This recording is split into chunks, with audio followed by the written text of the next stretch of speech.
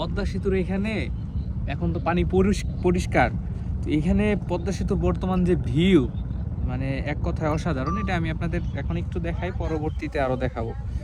পরিষ্কার পানি, মানে টেক্সচারটা কি, মানে অসাধারণ, জাস্ট অসাধারণ একটা ভিউ। মূল ভিডিও অবশ্যই ছাড়বো, দেখতে পারবেন। আর এখানে মাঝখানে বালুর চর পড়ে গেছে, ওটা আরো অন্যরকম টেক্সচার, সব কিছু তুলে ধরবো ইনশাল্লাহ।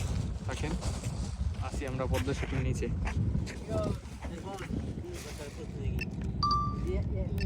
যায় 5 জিবি 10 জিবি থেকে